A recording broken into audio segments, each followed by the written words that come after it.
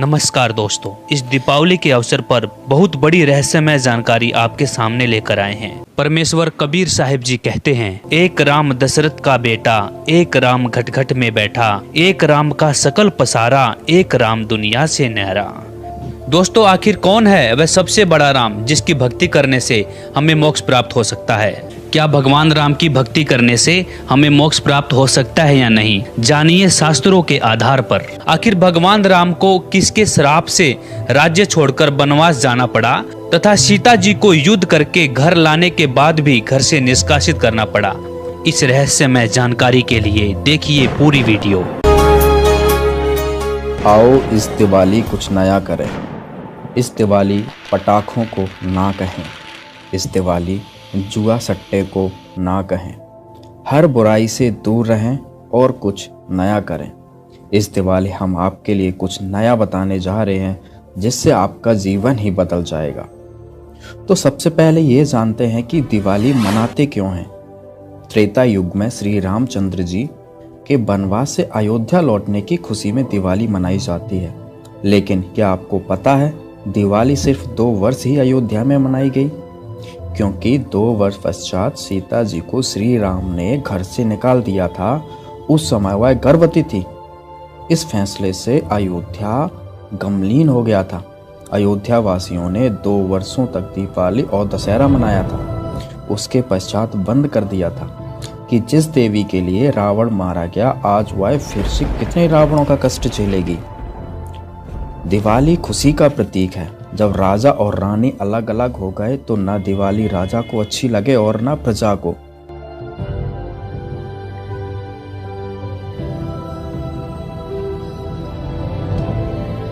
इसलिए दिवाली का पर्व उसी समय बंद हो गया था जो 2 वर्ष मनाया गया था।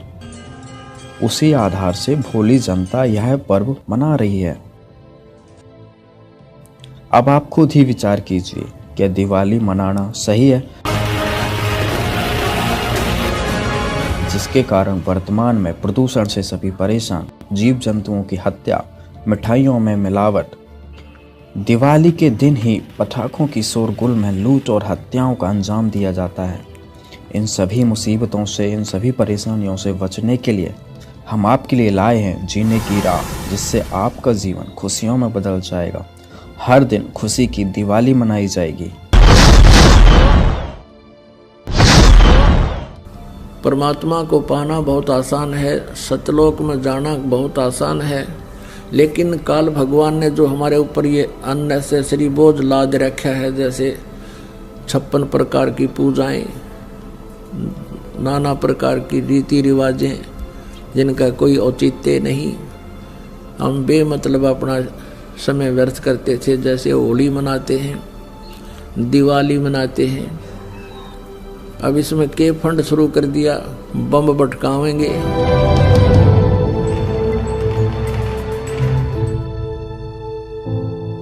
कितना प्रदूषण हो जाता है। किसी की आंख में डाला, आंख फूट गई, किसी के कपड़े जल गए, किसी के खेतों में पूड़ियाँ जल गई, किसी का घर में आग लग गई, और प्रदूषण निरा, और सारी रात बड़ा है बड़ कोई मरीज है, बीमार है, उसने वो परेशानी रहे। ये कोई खुशी का तरीका है?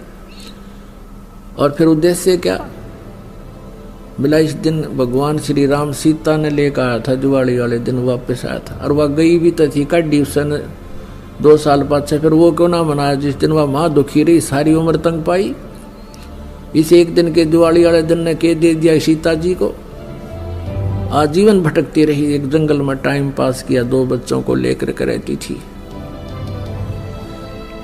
तो ये काल ने हमें ऐसा बना रखा है कि हम या तो भक्ति करें, नहीं करें तो ड्रामा सा करें, बस फिर इनको डाल दे इसमें 84 लाख योनियों। सीता जी के को रावण की कैद से छुड़वाने के लिए भगवान ने कितना प्रयत्न किया, श्री राम ने, और करोड़ों व्यक्तियों की हत्या होगी सीता जी को रावण की कैद से छुड़वाने के लिए। दिवाली किस उपलक्ष्य में मनाई जाती है कि श्री राम जी अयोध्या लौटे थे सीता जी को संग लेकर के। इसलिए उस खुशी में दिवाली दीपावली मनाने लगे, घर घर में दीप जगाने लगे। और कुछ ही दिनों के बाद सीता जी को स्वयं ही निकाल दिया घर से। उसका दुख कभी नहीं मनाया हमने। कहने का भाव ये है कि जो दिवाली मनाने का तरीका हमने अपना लिया ये बिल्कुल गलत है। दीपावली के दिन भगवान की कथा करनी चाहिए, ये बकवाद नहीं करनी चाहिए जो हम कर रहे थे। और सीता जी के वियोग का हमें दुख होना चाहिए। सारा जीवन बेचारी ने कहा ऋषियों के आश्रमों में भूखे प्यासे बिताया, पति कहाँ, पत्नी कहाँ, बच्चे कहाँ। तो ये कोई मर्यादा भी हम नहीं मानते और इन भगवानों के हम आचरण भी नहीं कर सकते, इनकी लीलाओं के भी आचरण हम नहीं कर सकते। कहने का भाव यह है कि ये जो परमात्मा था उसकी तो हमें जानकारी हुई नहीं, और जो भगवान नहीं थे उनको हमने प्रभु मान लिया। हम रोज दिवाली मनाते हैं, भगवान के गुण गावा, उनकी चर्चा करें, उनको याद करें, और रोज दिवाली मनावा, सुबह शाम याद करें भगवानों को। हम 364 दिन बाट ना देखा दिवाली मनाने की, इसकी खुशी मनावें, सीता जी के आने की खुशी और विछुड़न का गुम कति नहीं। ये कैसे हो सकता है? तो यहाँ तो एक थोड़े से दिन तो खुशी तरह ही हुआ, 10 महीने, 2 महीने, 6 महीने, 1 वर्ष, और दुख रहा वो सारी उम्र बेचारी को। पुण्यात्मा, एक परमात्मा को छोड़कर, पूर्ण ब्रह्म को छोड़कर अन्य किसी भी देवी देवता की या किसी हम प्रभु की, ब्रह्म की साधना करते हैं, वो मोक्षदायक नहीं है। वो आपको जन्म मृत्यु के इस दीर्घ रोग से नहीं छुड़वा सकती। और जो हमारे प्रारब्ध के जो पाप कर्म हैं उनको भी पूर्ण परमात्मा ही नाश कर सकता है। नहीं तो आप जी के पास इतिहास है हमारे भगवानों का जिनको हम परमात्मा माना करते थे, जैसे श्री विष्णु जी, उनके अवतार श्री रामचंद्र जी, श्री कृष्ण जी। सत्संग में आपको बताया था कि वो भी अपने प्रारब्ध के कर्मों को समाप्त नहीं कर सके, उनको भोग कर ही समाप्त किया। भगवान श्री रामचंद्र जी पर जाता था कि ये सर्वेश्वर हैं, महेश्वर हैं, सर्वशक्तिमान हैं, सब दुखों का निवारण कर देते हैं।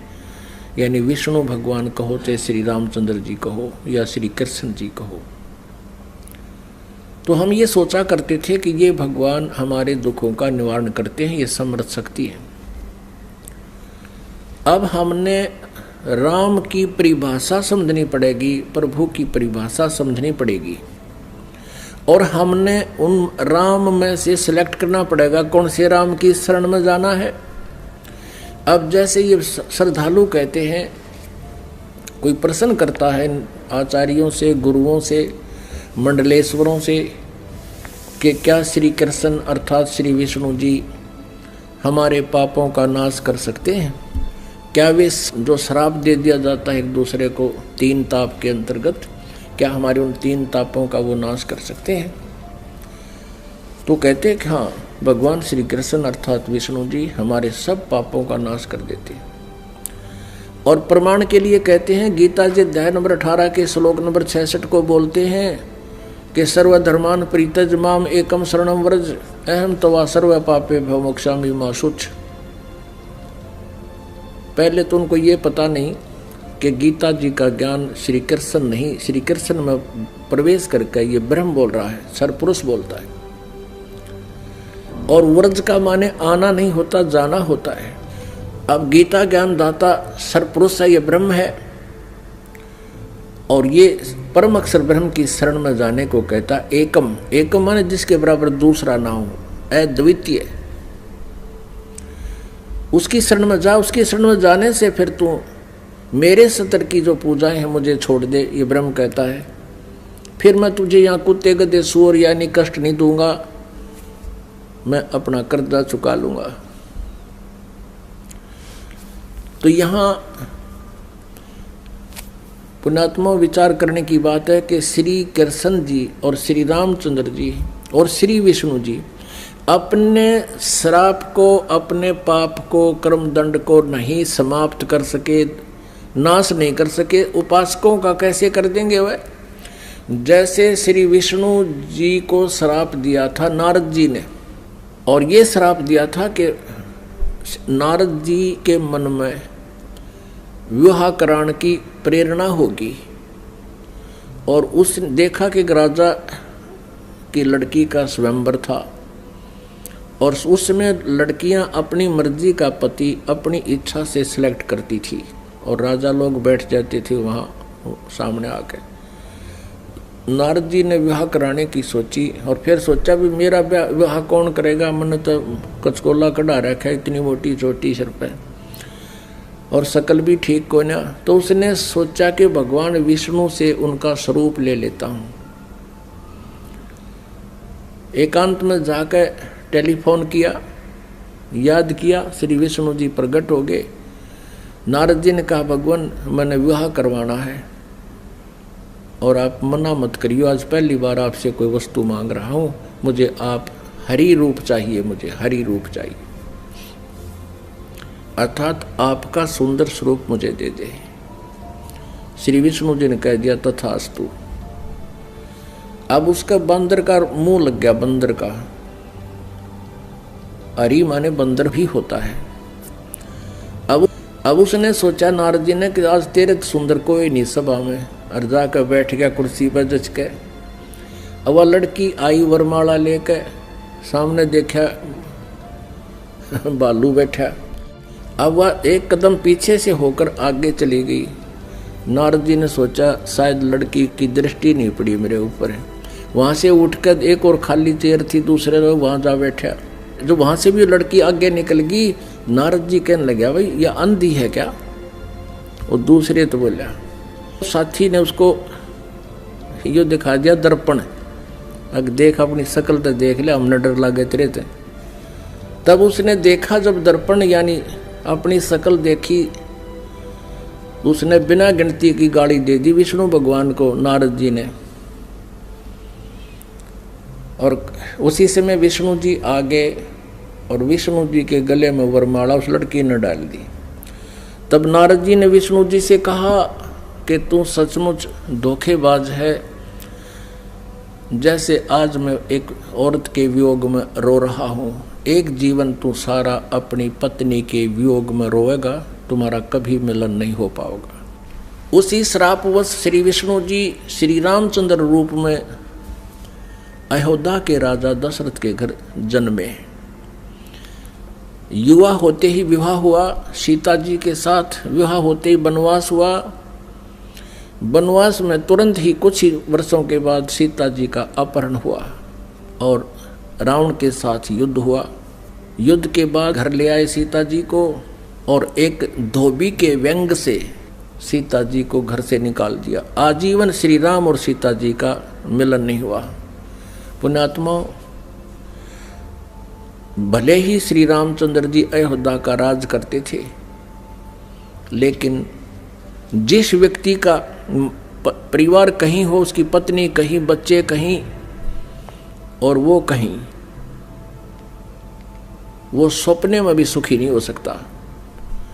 और अंत समय में जब उसने पता चला कि मेरे पुत्र लव और कुश यहाँ पर हैं, उन्होंने भी उससे नफरत होगी और उनसे बात करना पसंद नहीं किया, और सीता जी भी पृथ्वी के अंदर समा गई, उसके दर्शन तक नहीं किए। पुण्यात्माओं, वैसे तो हम देखो ये भगवान माना करते थे, हमारी आंखें बिल्कुल बंद हो चुकी थी ज्ञान वाली। सीता जी को जब युद्ध के बाद घर लाना चाहा था श्री रामचंद्र जी ने, तो ये कहा था कि मैं परीक्षा लेकर घर चलूँगा, यदि तू परीक्षा में सफल होगी तो मैं मान लूँगा तू निष्कलंक है, रावण से तेरा कोई संबंध शारीरिक नहीं हुआ, और यदि तू परीक्षा में सफल हुई तो खत्म हो जाएगी। क्या परीक्षा ली थी श्री रामचंद्र जी ने कि अग्नि में बैठा दी थी सीता जी को, आग लगा दी थी चिता बना के, और ये सोच लिया था कि यदि ये कलंकित होगी तो जड़ मरेगी टंटा कट्टे, और सही होगी निष्कलंक होगी तो जीवित रह जाएगी। तो सीता जी जली नहीं थी, परीक्षा में सफल हुई थी। उसके बाद फिर आकर के एक धोबी ने कह दिया, अपनी पत्नी ने कुट्टा था, वह कहता 2 दिन उस तो दुखी होकर अपने चली गई होगी मित्र प्यारी अपनी सहेली के यहाँ। और जब वो वापस आई तो उसने रात ने कुटा था और ये कह रहा था कि मैं ये दशरथ का बेटा रामचंद्र नहीं हूँ जो 12 वर्ष रावण के पास रही और फिर उसको अपने घर पे रखे बैठा है। उस समय राजा लोग एक विशेष न्यायकारी होते थे, भेष बदल कर अपनी नगरी में घुमा करते थे, कोई व्यक्ति दुखी तो नहीं है। तो रामचंद्र जी ने कान ला कर सुना तेरा जिक्र कैसे हो रहा है। उसने 2-3 बार दोहराई ये बात, इस बात पर कि मैं निंदा का पात्र बन गया हूँ सीता को घर ला के। अगले दिन सीता को निकाल दिया कि मैं दुनिया की व्यंग नहीं सुन सकता और जाइए आप, मैं नहीं रख सकता आपको, आप रावण के पास रही हो। अब फूटे भाग हमारे इसे भगवान थे हमारे, गर्भवती पत्नी और अकेली निकाल सुबह भाग जाए यहाँ से, अरे कलेजा फटना हो जाता है। आदमी अकेला निकाल के देखो, वो तो एक औरत की जाति थी, कहाँ जंगल में जावे, और कहते हैं झाड़ झाड़ बैरी होता है स्त्री का। और ये थे हमारे भगवान, ये थे इनके करैक्टर, इनको हम कहते हैं मर्यादा पुरुषोत्तम। यह क्या मर्यादा थी भाई, एक गर्भवती पत्नी को और घर से निकाल देना, कितना मरो चाहे जीवे, ये तो कितना कट्टर स्वभाव होगा उस व्यक्ति का। अब कहने का भाव ये है पुण्यात्माओं, श्री रामचंद्र जी को जब पता चला, उसने अश्वमेघ यज्ञ करी थी, घोड़ा छोड़ दिया, लव कुश ने पकड़ दिया, रामचंद्र जी के छक्के छुड़ा दिए। सीता को पता चला तो दर्शन भी नहीं करे उसे, किसी के दर्शन करूं समागी धरती में। और श्री रामचंद्र जी ने आकर के वापस इसी दुख में सरयू नदी में जल समाधि ले ली, सरयू नदी में शरीर छोड़ दिया। उसके बाद फिर श्री कृष्ण रूप में जन्म हुआ और रावण के साथ युद्ध के दौरान श्री रामचंद्र जी ने सुग्रीव के भाई बाली को मारा था एक वृक्ष की ओट लेकर, यानी धोखे से। तो उसका भी बदला देना पड़ा श्री कृष्ण जी के रूप में। वही विष्णु वाली आत्मा श्री कृष्ण जी हुई और बाली वाली आत्मा यानी राम वाली आत्मा श्री कृष्ण रूप में द्वापर में जन्मे।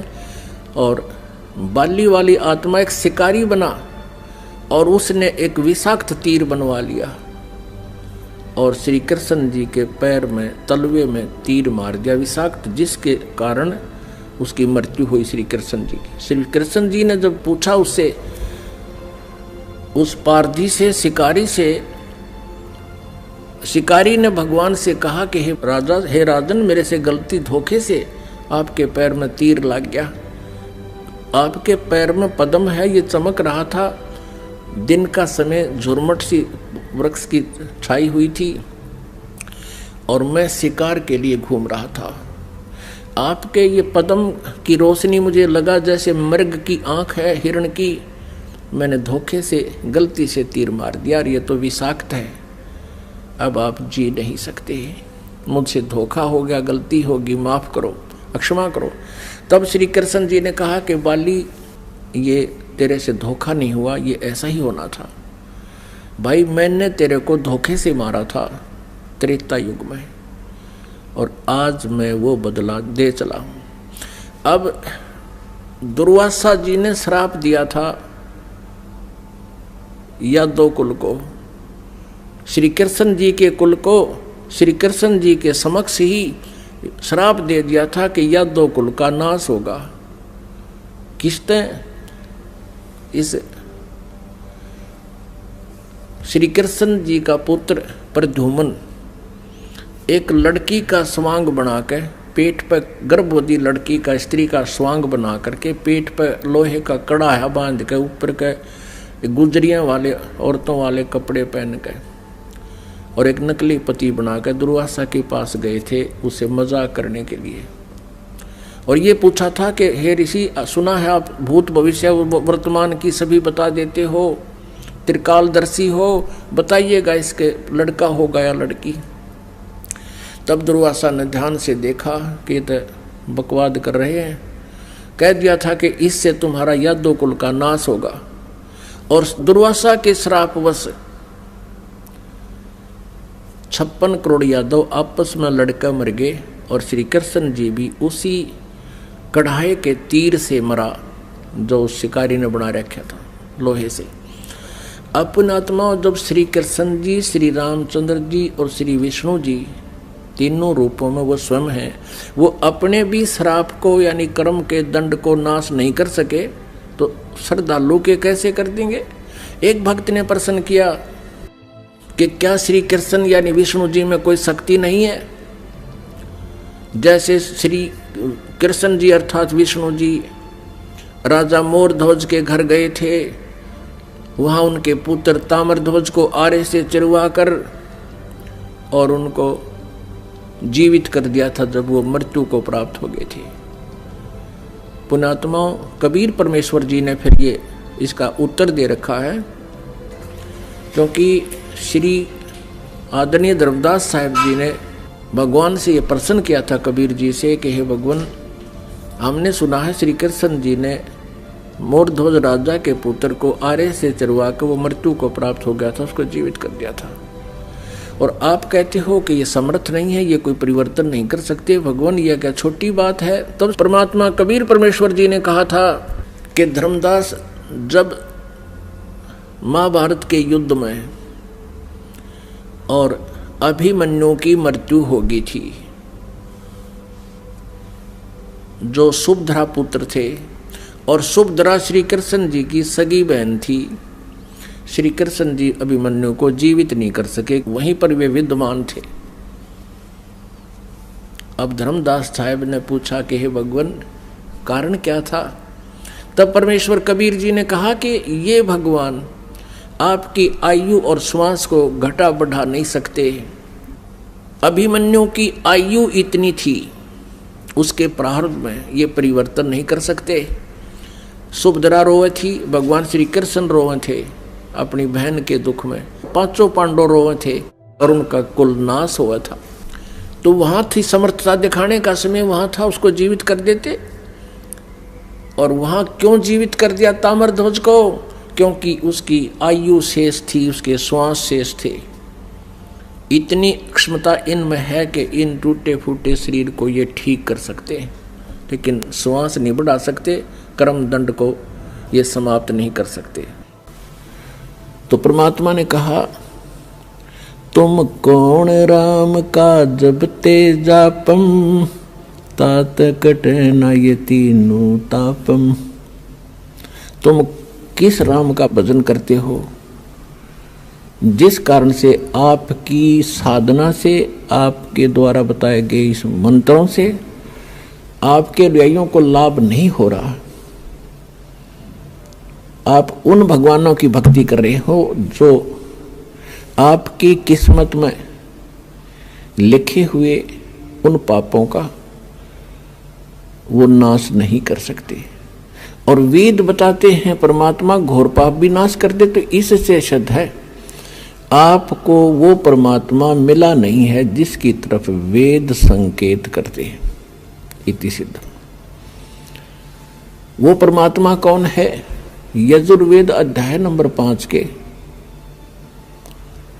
और श्लोक नंबर 32 में कहा है, उसी कसी माने वो पूर्ण शांतिदायक है। गीता अध्याय नंबर 18 के श्लोक नंबर 62 में गीता ज्ञानदाता कहता है कि अर्जुन, तू सर्वभाव से उस परमेश्वर की शरण में जा, उसकी कृपा से तू परम शांति को और सनातन परम धाम को यानी शाश्वत स्थान को, अविनाशी स्थान को, सत्यलोक को प्राप्त होगा, परम शांति को प्राप्त होगा। अब वेद क्या बताते हैं? यजुर्वेद अध्याय नंबर 5 श्लोक नंबर 32 में कहा है, उसी कसी यानी जो पूर्ण शांतिदायक है। कबीर असी, वो कबीर है, वो कबीर परमात्मा है। वेदों में उसको कबीर देव कहते हैं, हम उसको कबीर साहब कहते हैं, और कुरान शरीफ में उसको अल्लाहु अकबर कहा है। वो कबीर असी, बमभारी असी, वो कबीर परमात्मा है जो बमभारी माने बंधनों का, अरी माने शत्रु, जो बंधनों का शत्रु है। अंगारी असी जो पाप नाशक है, पापों का शत्रु। अग माने पाप, अरि माने शत्रु, जो पापों का शत्रु है, जो पाप नाशक है। और बंभारी जो कर्म बंधनों, जो हमारे, क्योंकि हम संस्कार से यहाँ फंसे हैं, हमारे संस्कार यहाँ पर हैं, तभी हम उन संस्कारों से जन्म मृत्यु में लगे हुए हैं। कभी किसी से हमारा संयोग है, किसी के हम पुत्र बन गए, किसी की पुत्री बन गए, किसी के पति बने, किसी की पत्नी बने। तो ये संस्कार हमारे जो हैं, इनके कारण हम बंद में हैं। और ये काल की बंद है, कैद है, बंदी ग्रह है। तो फिर परमात्मा खुद बताते हैं कि बंदी छोड़ हमारा नामम, अदर अमर है अस्थिर ठामम। अमर करूं सतलोक पठाऊं, ताते बंदी छोड़ कहाऊं। अमर करूं, तुम्हें यहाँ सदा के लिए सुखी कर दूंगा, जन्म मृत्यु से रहित कर दूंगा, तुम्हारे सब पापों का नाश करूंगा, सब संस्कार और बंधन यहाँ से समाप्त कर दूंगा, इसलिए मैं बंदी छोड़ कहलाता हूं। अनंत कोट ब्रह्मांड में बंदी छोड़ कहाँ आए, सो तो एक कबीर हैं जो जननी जने नमाए। आदरणीय गरीबदास साहिब जी गांव छुड़ानी जिला झज्जर वाले, हरियाणा वाले को परमात्मा मिले थे। 10 वर्ष की आयु थी तब उनकी। किसान के घर जन्म था, जाट जाति में, खेतों में अपना पशु चरा रहे थे, गव्वें चरा रहे थे। वहां परमात्मा आए सतलोक से, जैसा उनके नियम में है, अच्छी आत्माओं को मिलते हैं, उनको अपने ज्ञान से परिचित कराते हैं, सतलोक ले जाते हैं। तब उनको सचमुच वो एकदम दृश्य सारे सत्य महसूस हुए और परमात्मा ने उनके अंतःकरण में वो यथार्थ ज्ञान योग उनका खोल के और वो फीड कर दिया था, यथार्थ ज्ञान उनके अंदर भर दिया था। परमात्मा के ज्ञान से, परमात्मा के से प्राप्त दिव्य दृष्टि से गरीबदास साहिब जी ने फिर बताया, अनंत कोटि ब्रह्मांड का एक रति नहीं भारे, सतगुरु पुरुष कबीर हैं ये कुल के सिरजनहार। यानी हमारे सदग्रंथ बताते हैं कबीर इज गॉड, आंखों देखा वो महापुरुष बताते हैं Kabir is God. Who Kabir, वो कौन कबीर? अनंत कोट ब्रह्मांड का एक रति नहीं भारे, सतगुरु पुरुष कबीर हैं ये कुल के सिरजनहारे। हम सुल्तानी नानक तारे, दादू को उपदेश दिया, जात जुलाहा भेद न पाया, वो काशी माहे कबीर हुआ। अब स्पष्ट भी कर दिया कि हु कबीर, जो काशी में जाति जुलाहा धानक रूप में रहा करते थे, वो है वो भगवान सिरजनहार। गरीबदास साहिब जी कह रहे हैं कि मुझे और इब्राहिम सुल्तान अधम, एक मुसलमान राजा था इराक देश का, उसको और आदरणीय दादू साहिब जी को, आदरणीय नानक साहिब जी को हम सुल्तानी नानक तारे और दादू को उपदेश दिया, जात चुलाहा भेद नहीं पाया, वो काशी माहे कबीर हुआ। अब स्पष्ट कर रहे हैं गरीबदास साहिब जी कि मुझे पार किया, दादू साहिब जी को पार किया, नानक जी को पार किया। अब दादू साहिब जी को परमात्मा ऐसे ही मिले थे जैसे गरीबदास साहिब जी को मिले थे। तो उन्होंने कहा था, जिन मुझको निज नाम दिया सोए सतगुरु हमार, दादू दूसरा कोई नहीं ये कबीर सिरजनहार। दोस्तों, आप भी अपने घरों में रोज खुशियों के दीप जलाना चाहते हैं तो आज ही विजिट करें हमारी वेबसाइट www.jagatgururampalji.org और डाउनलोड करें निःशुल्क पुस्तक जीने की राह। जीने की राह पुस्तक आप फ्री SMS द्वारा भी मंगा सकते हैं। निःशुल्क पुस्तक मंगाने के लिए व्हाट्सएप या SMS करें हमारे निम्नलिखित नंबरों पर।